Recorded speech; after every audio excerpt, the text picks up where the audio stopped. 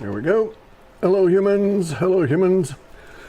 Hello, humans. It's a bit harsh lighting-wise, but there isn't much I can do about it. I'm cleaning up the office here, and we're in the midst of, well, we're actually a little bit into the storm that is arriving today, and it is supposedly well, it's circular. They're coming up over, there's 3 storms. They're coming up from India. Excuse me. There's 3 large circular storms. This up here is like Alaska. There's the Aleutians maybe. And then we're down here. There's one of them impacting us today. And they're circular, but they're not a hurricane. They're extremely low pressure, but they're not a hurricane. So they're calling them these bomb cyclones. Supposedly it's a category 3. It might arrive, I might lose power in the midst of this recording. This is on a machine that has no hard drive, but has this other mechanism. Who knows if it can survive that? We'll see. Anyway though, this is the Wu Wei Wu. And I'm going to do something unusual here. I got books. So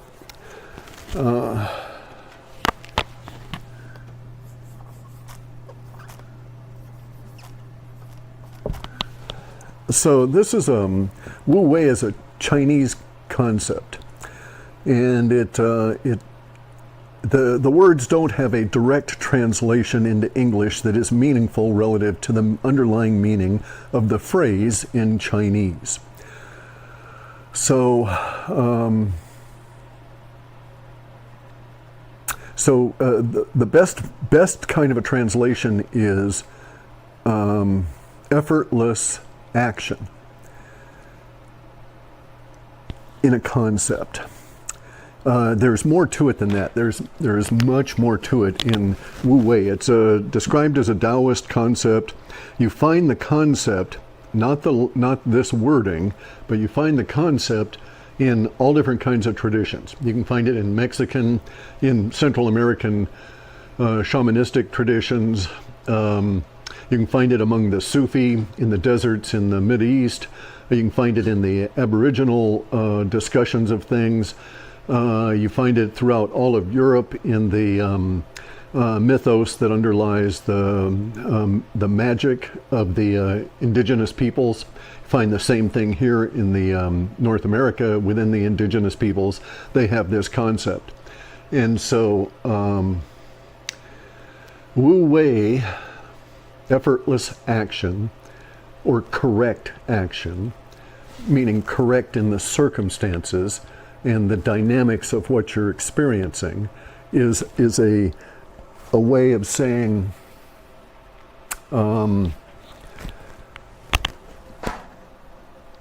correct navigation through a dynamic maelstrom of forces, seen and unseen. And it is, as far as the Chinese are concerned, it's a highly admirable quality.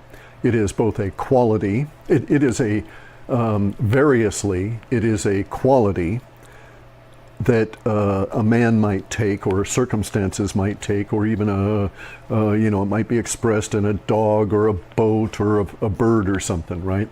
You could say any of those were expressing Wu Wei. So in one case, like with a boat, it might be that you were describing the shape of the hull being accommodating to, harmonious with the way that water works. And so Wu Wei spreads throughout basically everything in all societies, but most people don't practice it. Most people aren't aware of it. And so it is a highly admirable quality when a man expresses Wu Wei. Now, a man can express Wu Wei, or a being can express Wu Wei, and not be, as we would understand it, consciously pursuing Wu Wei. And in fact, the ultimate expression of Wu Wei is that you get beyond consciously studying it and consciously involving yourself in it just to live it, right? And so this is our Wu about Wu Wei, because Wu Wei is a very important principle. We see it, as I say, in all cultures around the planet. I can find you language that will describe exactly what Wu Wei describes in the broader context. And we can apply it just as Wu Wei is applied to circumstances, individual beings, and this sort of thing, right? So we find these analogs everywhere. So this is something that arises naturally from within humans, is this: there are humans who have an appreciation for the flow, the groove, right? And you go with the flow, you get in the groove, everything is harmonious, and you have effortless action. Now, effortless action, as I say, is in the form of Wu Wei, is a highly admired concept by the Chinese. So now, so here is a book entitled The 100-Year Marathon, China's Secret Strategy to Replace America as the Global Superpower. So I read all kinds of books, and some of them I save, some of them I don't. You know, I mean, if there's something valuable in it, if it's a reference material I need to go back to, I'll certainly save it and stash it away. I have lots of these books stashed, and probably most of them are going to mold just because of the nature of books these days. Anyway, here, this is a discussion by a fellow that served presidents and was on think tanks, and he's Michael Pillsbury. He's a director of Center for Chinese Strategy at the Hudson Institute. And this guy's a real good thinker, right? I mean, I understand the depth of conclusions, or the depth of research that he did to support the conclusions that he makes, and he's a good thinker in many regards relative to the United States as a superpower, China as a superpower, all of these global politics things. Anyway, this is, as I say, the 100-Year Marathon, and I wanted to read this little tiny bit here on page 233, in which it's talking about how China views the West, and particularly the United States, right? And how the various China hawks versus the China reformers, you know, they're neocons, you know, that kind of thing, and how all of this has developed. And it's a discussion of America as a warring state, all right? And so in this book, there are these references to the 36 stratagems in here. That the 36 stratagems were the strategies that would be employed to depose America, take it over, and convert us to a vassal state of China. And this was the plan here. And he discusses all of this, and he notes some of the really key pertinent points here that, in my way of thinking, right? And so this is chapter 11. It's about America as a warring state. That is to say, how good we are at war. And so there, the stratagem that is held up on this particular chapter is steal the firewood from under the cauldron. And that's three,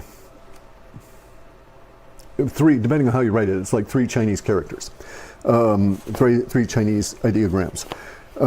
Any event, though, that the idea is remove from the heat from your enemy, right? Take the heat, take the fire out of your enemy. And thus all the Wokeanism, the purple hair, all of this kind of shit, the destruction of the language, the destruction of art, the corruption of Hollywood, the corruption of the music industry, all of this kind of stuff, right? The promotion of the gangster ethos, the flooding of the guns into the inner cities to create the Chicago kind of problems that we have, et cetera, et cetera, et cetera. I'm all for guns, and I think everybody in Chicago should have one, and we should have regular neighborhood gun ranges and regular neighborhood meetings where everybody goes and trains, right? This is a healthy society, and my viewpoint is that everybody is armed constantly. And so that's a very polite society, you will find out. Anyway, so back to page 233 here. See, what I wanted to point out was that was this particular chapter, all right? There's this guy, they're talking about this particular Chinese scholar. One nationally known Chinese scholar has even examined decisive moments in American diplomatic history from 1880 to 1914. So this is how serious they are. They've got people that are examining everything we've done and all of these decisive moments in our diplomatic history. Now, they understand diplomacy versus warfare, but that each is a strategy and a tactic within the other, right? And so you can use the threat of war as part of your diplomacy, that kind of a thing, right? Anyway, so, and he talks about in here the decisive moments in American diplomatic history from 1880 to 1914 to show how the United States soothed and reassured Great Britain in order to replace it as the world's leading world power. He admires how American strategy cleverly and deliberately eased an unsuspecting, war-weary Britain out of its global role. And that's what's happening to us. We're war-weary. We've expended all of our treasure on all these stupid fucking foreign wars, which our founders said, don't do that, you dumb fucks. And we didn't listen. Anyway, and so we're in the same position as Britain, the empire, just before it decided it wasn't an empire anymore, right? Our language is even changing as a part of that. Now, Putin, the head of Russia, notes that our language has been corrupted by the same influences that corrupted their language, just as the Bolsheviks were taking over the Russian Revolution. Anyway, China's admiring descriptions of American strategy often use Chinese strategic concepts, such as claiming that the United States is exploiting Xi. All right, I'm going to write these down. SHI, that's a particular type of energy, Xi energy. Exploiting Xi, using Wu Wei, and borrowing the strength of others. China imputes use of these concepts to the United States, which is also pursuing its own marathon strategy today as China sees it, okay? So China sees the United States pursuing a global domination strategy that we must, the people in the United States, somewhere, somehow, some cadre, some clique, somewhere, there's a core of the United States geopolitical movers that thinks that we must dominate. And this is an anathema to China because China's been the world's largest country, though, in terms of population and economic power for basically 2,000 to 3,000 years, right? China has certain characteristics the United States does not. The United States has many characteristics that China does not.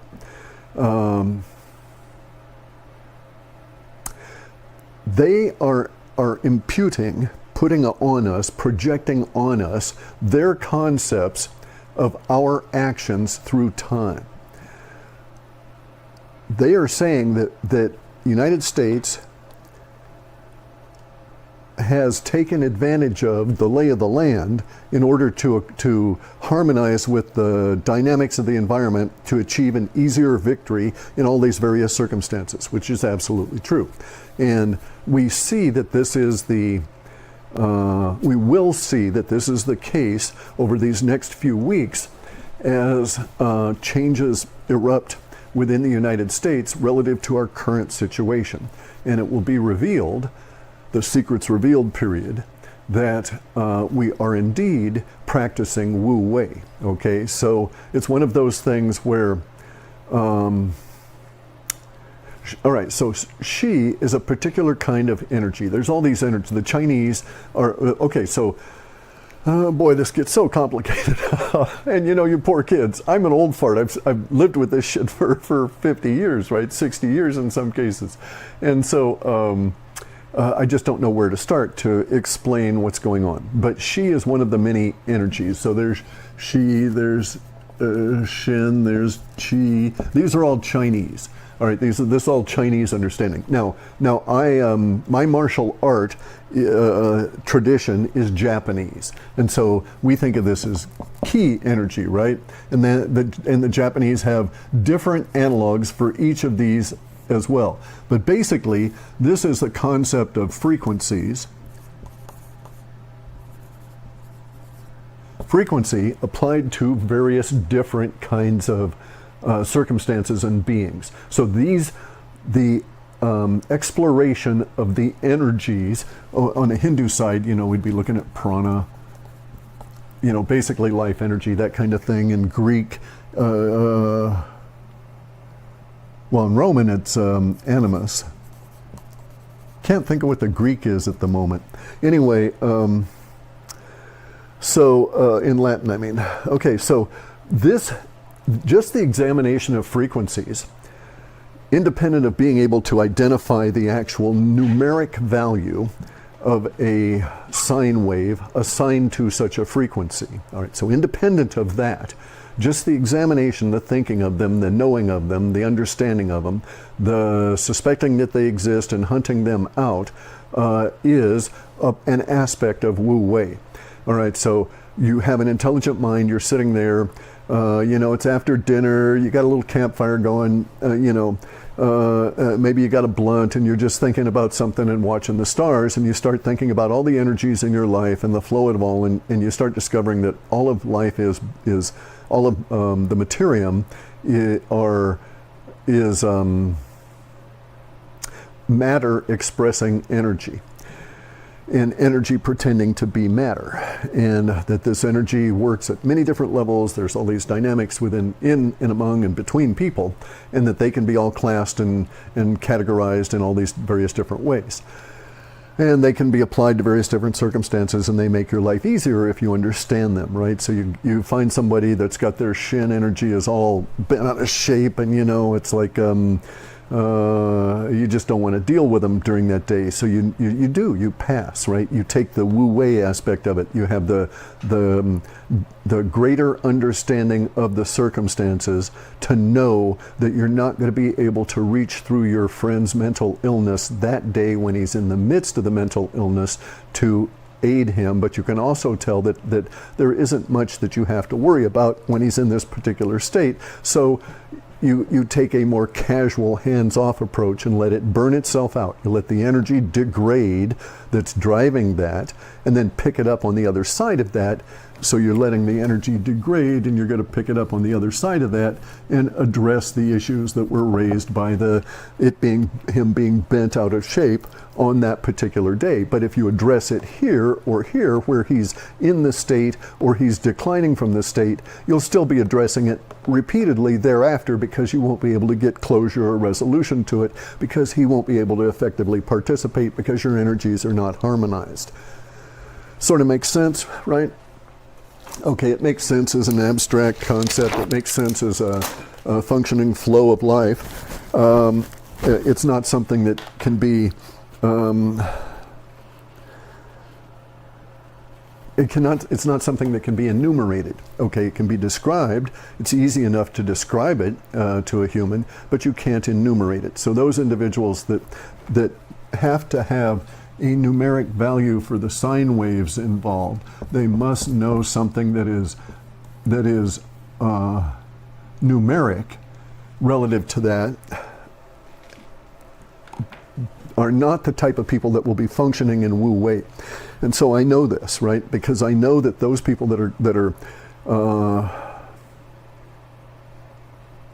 in the sway of the thinking that produces meaning from the number, they're not examining the energy. They're still dwelling in themselves relative to their mind being captured by the value of that number, right? And so every number is both a symbol and a representation of a value. It is not the value. It is a representation of the value. It is not an explanation of it.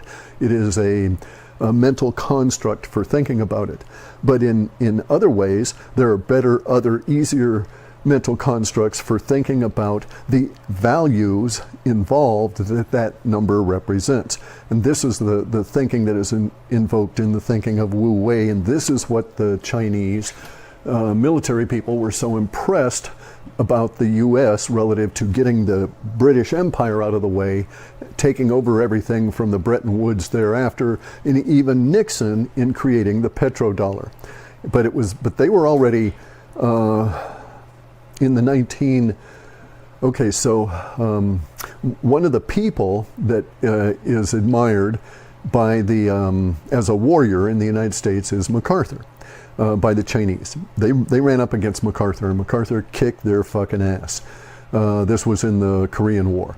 MacArthur was told, hey, go fix this problem in Korea. And he took this big army over there, and they lost a bunch of battles, and then he won the fucking war, went way over the border of North Korea and started kicking the Chinese all the way back down towards Beijing, and everybody freaked out.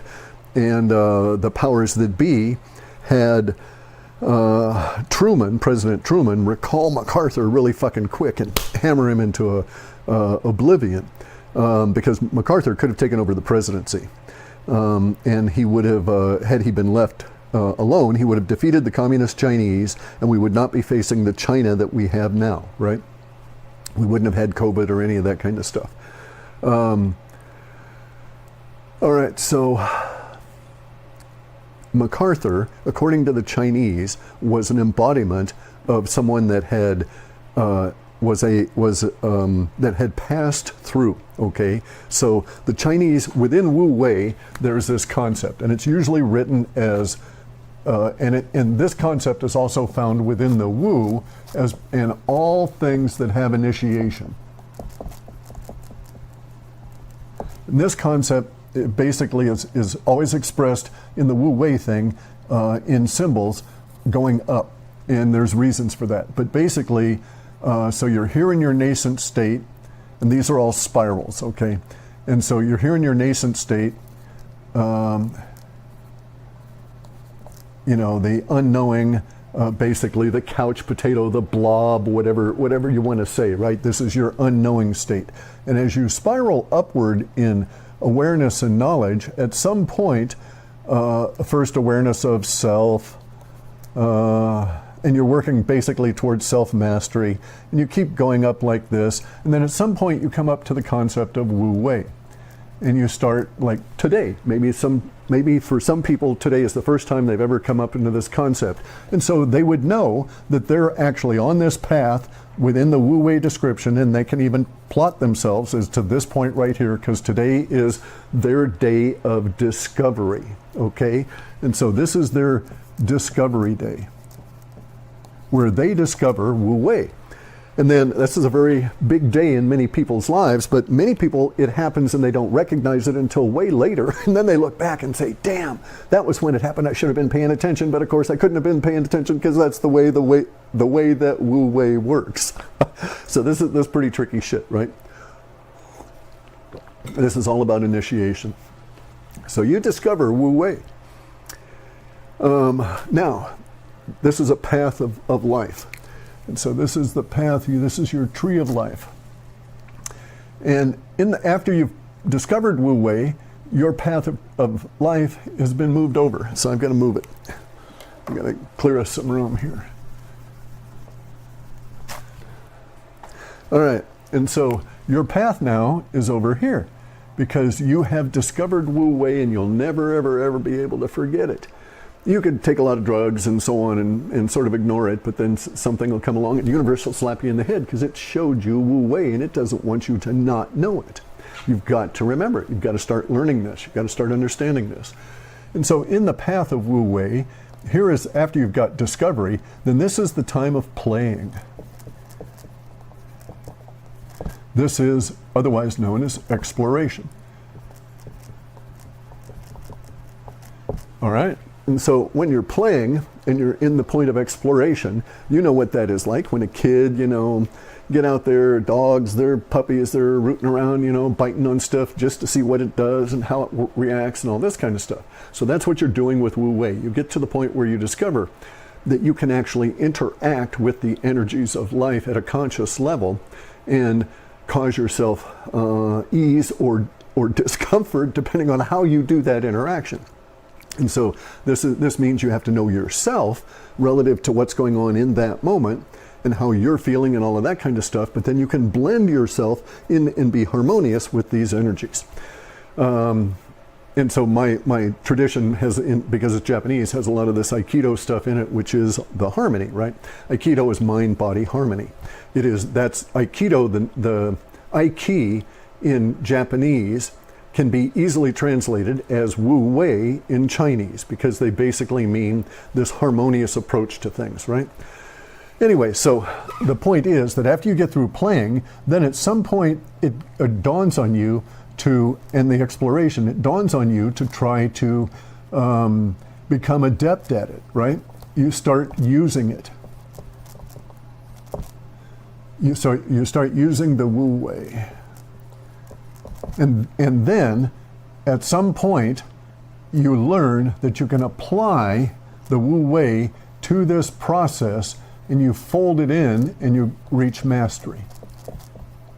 And so that's basically a description of mastery in anything, just in the terms of Wu Wei, right? How you apply the things you learn in your art to the art, and you become a master. At that point, you know you are a master, because your exploration of the art involves the art in itself, and so you have been transformed by that art into something that you were not when you began, and that this is that transformational journey. This is that initiation. Because once you are an initiate, you can't go back. You won't go back, because you've seen, and you cannot unsee. And you must, needs must, as the devil drives, is the harsh way of saying it, right? Once you're on this path, the devil drives you towards mastery, and you cannot not go. Anyway, so this is Wu Wei, though, is this idea of the beneficial action, or the beneficial inaction in dynamic situations. Okay, so it doesn't mean being passive. It means knowing when to be passive and when to not. It is the case of knowing what to do and what not to do, and when to do it and when not to do it. So there's many times that waiting is the best thing you can do, because the energies will change and they will provide more for you to work with, right? At the moment it's a little, I can make it happen, but it's going to be a struggle and these people are going to suffer and so on. But if I back off and let all this shit happen. So we right now in this instant, are involved in one of the largest Wu Wei operations that has ever happened on this planet. All right? And so there are people that are manipulating all of the frequencies that all of us live in and changing all of humanity right now. And in this week, I think, it's my conclusion that we're going to, at this point of release language, that this Wu Wei operation, for those who understand the concept, will be much more visible. All right? Because what's happening is these people have got a Wu Wei operation going where they are letting things happen, and they know certain things are going to happen, and they're participating because they're masters of Wu Wei. And what they're doing is, for instance, allowing everybody to see Biden's approach to the United States, to being El Presidente, open borders, fucked up economy, fucked up international military, fucked up vaccine mandates, killing people, fucked up education system, basically whatever they touch, everything woke gets fucked. So,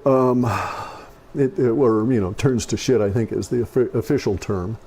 But in any event, so now the people have seen, are awake, they're awakened by seeing, and they are in the process of changing as a result of having seen all of this and all the stuff that they're going to be seeing over this next week, because we're now hitting into the economic aspect of it.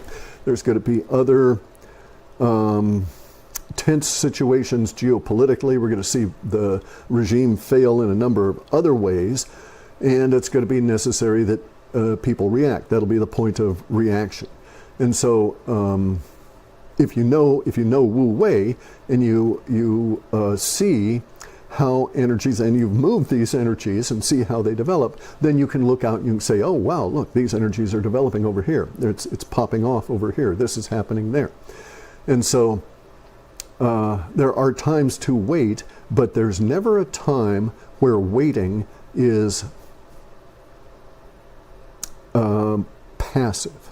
Okay, even in waiting, there's a routine, there's things you do, there's discipline that must be applied even in Wu Wei. It's not this, go with the flow, get really stoned, fall on the floor, pass out, and, miss the whole thing approach, right? Not that at all. This is an inactive participation. You apply the Wu Wei to itself, and so you're waiting. All right, okay, cool. I've got good books to read. I'm dealing with my energies here and doing my training and this kind of thing. And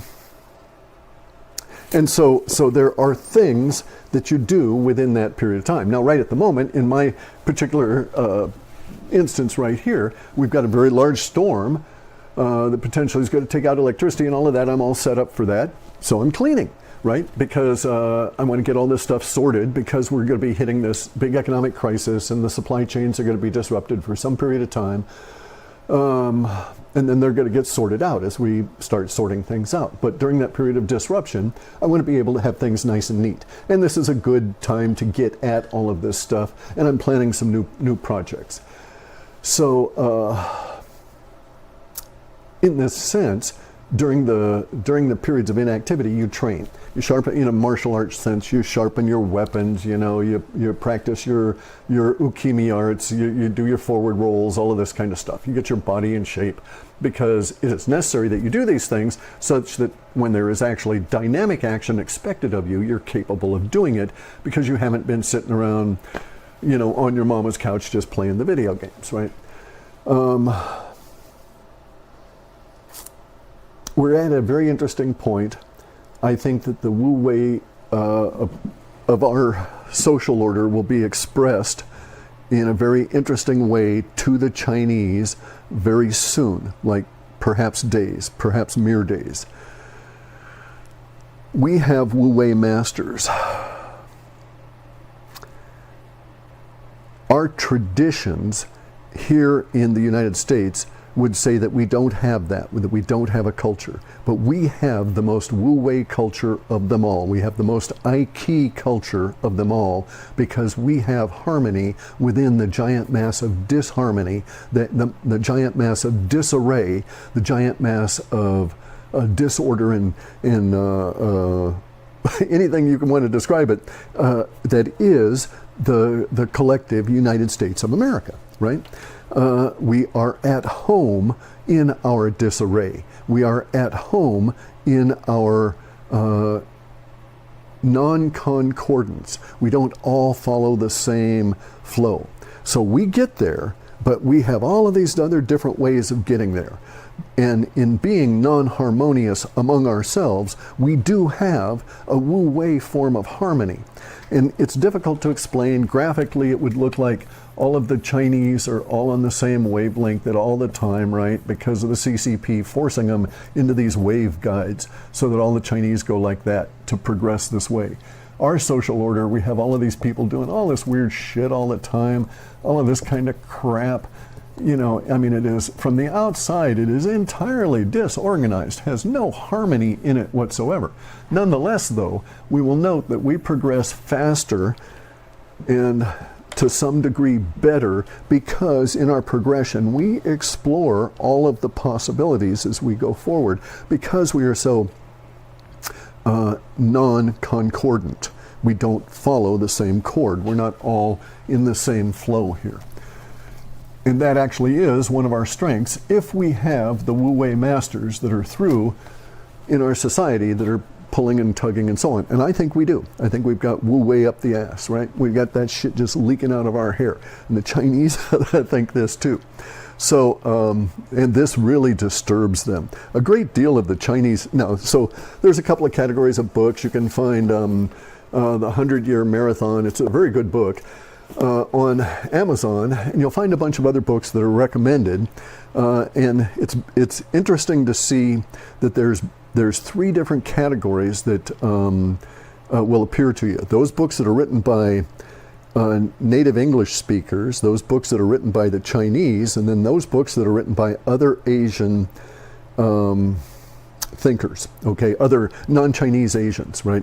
So there's a couple of Filipino guys that are really acute China watchers, and they've got a couple of books out there as well. All of these books are about this unrestricted warfare, this 100-year marathon concept that China is attempting to once again take over the planet, as they see it as their natural position to rule everybody. Within that there's all those threads going all the way down to the people that want to eliminate everybody that's not Chinese. We might consider these people to be like the ultimate right wing on China because they're the ultimate Chinese supremacists, and they want to just basically kill off all the other races so that they have garden earth to support the Chinese. So there's a huge range in their thinking, but basically it all goes towards China dominant, the Chinese empire, the Chinese millennium is what they're thinking. Not the so in the last century it used to be called the American century. We dominated the last century. The Chinese want to dominate the next millennium. They've got real problems. The Chinese have got serious problems, and people that can see the dynamic and the energies involved understand or can see some of the things that are going to be coming that will be challenging the CCP in this very short period of time here. And I personally don't think that they've got the acumen to pull through cohesive in the way that they are now. So I think China will transform itself. Whether or not it officially continues to pursue those policies is another thing entirely. But I think that the Chinese transformation will alter all of our relationships with China, and even China's relationship with itself over, say, the next 30 or 40 years in a very serious way. Because we have to, the Wu Wei masters will tell you, it's getting cold, right? The Earth's getting cold. We have to alter ourselves. We've got to become new humans for a new period of time. This new period of time might be several hundred years. We don't know. There's scientists that are saying that it's going to be a small minimum. There are scientists that are saying that they can analyze this and make projections. And we can analyze, I'm certain we've analyzed them correctly from the clues from that are left on the planet for these minimums, for these grand solar minimums. But I don't know that, because there's a diversity of types of these grand solar minimums, I don't know that we can predict which type we're in until after we get out of it. So we may not know. So there are a couple of these convergences that would suggest it might be as long as 125 years, or it might be as up to or longer than 600 years that we would be in a minimum. Some of these things I think are determined by the position of or the type of space, the type of place we are in space following our sun. So the spatial aspects we would not be able to tell before our sun got there. We can't see anything, we can't analyze anything ahead of our sun's pulling us into the interstellar media. So our sun has a heliosphere that basically sort of looks like this. It's a bow wave kind of a thing. And all of the planets are back here, and it's all jaggedy. But the sun's and our sun's corona is out like that. But we have this sort of elliptical thing within this, and we can do things like send satellites out, but we have yet to send a satellite beyond this point here. All of our satellites usually go back the Voyagers and so on are basically headed out, as opposed to trying to get on the other side of the sun, because the sun's pulling everything so fast. That way, the idea that we could get something on the other side and it could get back information to us is a non sequitur. It just isn't going to happen because of the corona, because of the magnetosphere around the sun. Anything that we could possibly engineer to get out there ahead of it, even if it was still within the bow wave, of, so to speak, of the sun, would not be able to get back any meaningful electromagnetic radiation to us. We wouldn't be able to even see it out there because we can't see on the other side of the sun. So we couldn't tell what kind of space our sun is getting into, and thus predict when this thing would end, relative to being able to see oh geez, we're on a gravel road now, but oh hey, look, if we stand up in the car and look ahead with these binoculars, we can see that 2 miles down the road there it turns into asphalt and we'll be having smoother road. We can't do that because of the nature of being drugged through these dense regions of space.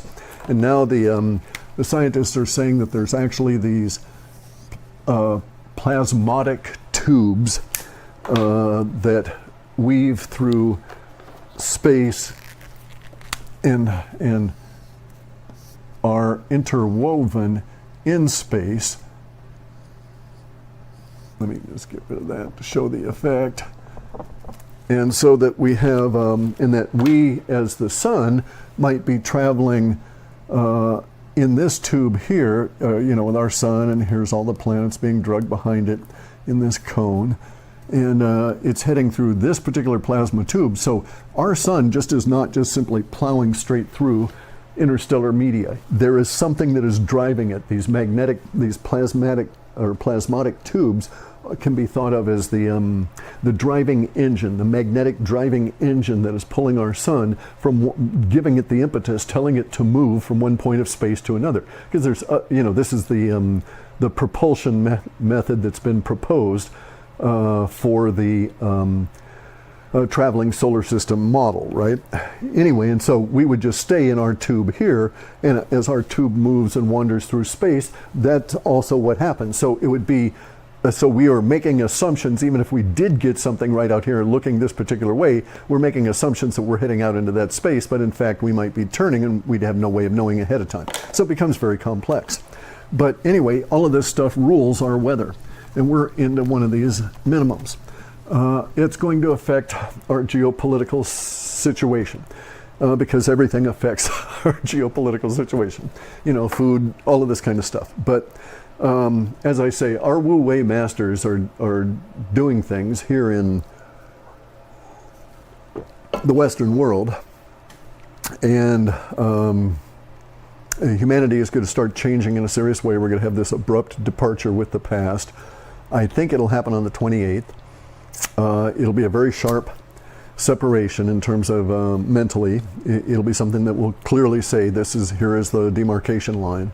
And it'll also, to those people who know that Wu Wei exists, it will be a sign that, oh yeah, there is a Wu Wei master out there making these little moves. So now there's a thing about the Wu Wei mastery, the idea of Wu Wei mastery. Okay, so all right, so there's this story. And it's a very good story, and it's illustrative. It's a martial arts story, and it is probably one of the best ones that I know. And I think, because of the way I know it, I believe that it was set in northern Japan in a time of feudal infighting. And now ninjas, that's a Japanese martial art tradition, right? The ninja were basically crude thugs for the main part of it. Most of them died. There are very few ninja masters and all of that. They were strong-armed, and they were, your security force. They might even be your own Antifa if you were trying to create problems in another prefecture, right, in Japan, another warlord's territory. But So anyway, there's this one particular ninja, and he gets this, and he's very well known, and you have to really go through a lot of trouble to even get his attention, and all of this kind of stuff. And unlike the other ninja, he was a wu-wei master, actually, is the situation. This was before the concepts of the Ronin and the samurai were that solidified in the social milieu. So this guy is approached by a particular warlord who's inherited. The one warlord gets killed, and this young nephew inherits the kingdom. The young nephew doesn't want any of this. He's not a hard case. He's reasonably young in the story. I don't know how young, it's not material, but he does not want this level of warfare that's going to result from his uncle having been killed and him having taken over the prefecture as a result of this. Because it was clear that it was a bungled assassination. It was very clear, all of this sort of thing, right? That it was who did it, and it's this neighboring guy, and then so there's got to be armies raised, there's got to be war, all of this kind of shit. And this kid, just on taking over things and looking at everything, says, I don't want this. He was not a martially oriented fellow. He didn't want to get into the war and all of that. He knew his responsibilities. He knew he had to do something. And so he chose to involve this wu-wei master, okay, who was this ninja. And this was an Aiki guy. And so he goes and he talks to this fellow. Long story, he comes up to the ninja dude's house, and they discuss it, and he explains what he needs and stuff, and the ninja guy says, okay, I'll take the job. I understand what you're after. You simply want the conditions of the circumstances to change such that war is averted with as little expenditure of life in this process as may be possible. And the kid says, yes, that's all I want.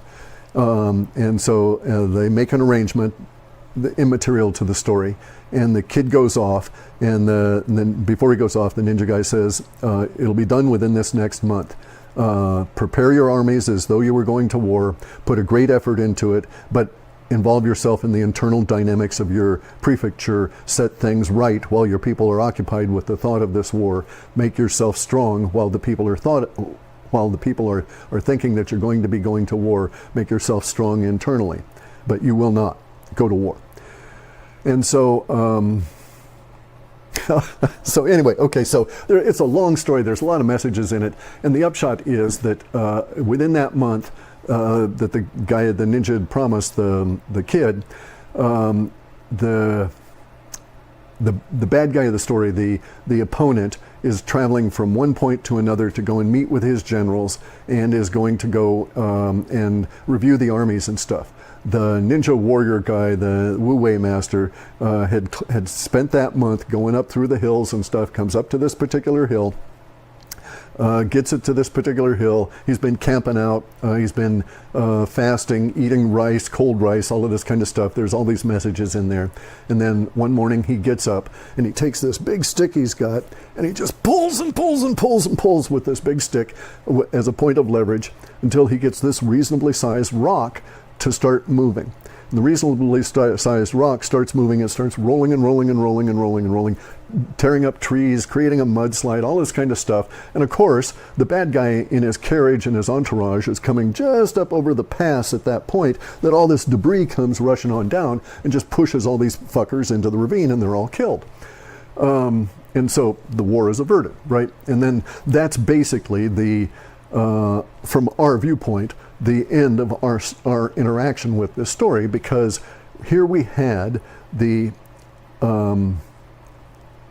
conclusion of the dynamics of the expression of that energy that began when that kid started that began in the thought when the kid said that, he was not interested in going to war.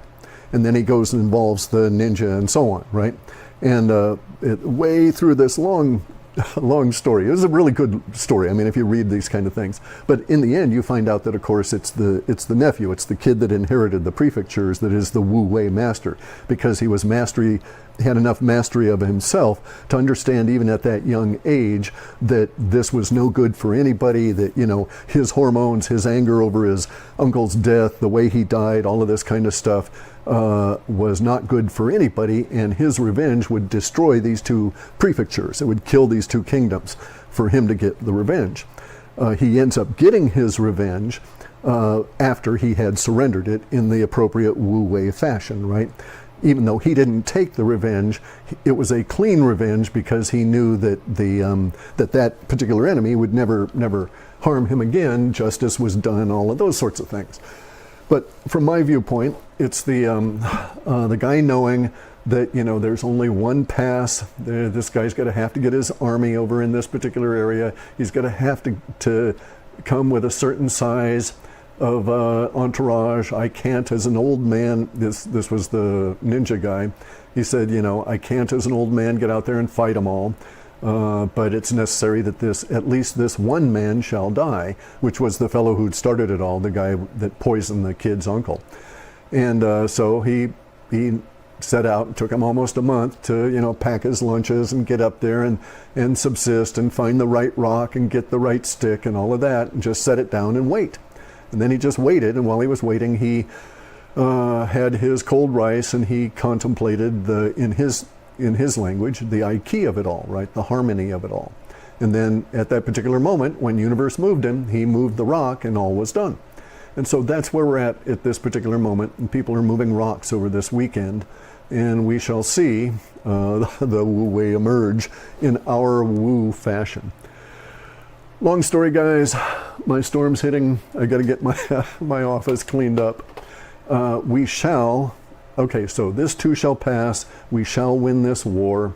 We shall change humanity, and we shall build SciFi World. And we shall make many Wu Wei masters. And even though we don't have the culture that says Wu Wei in our substrates of our culture, our linguistics and so on, it's there. We know it, and we do it.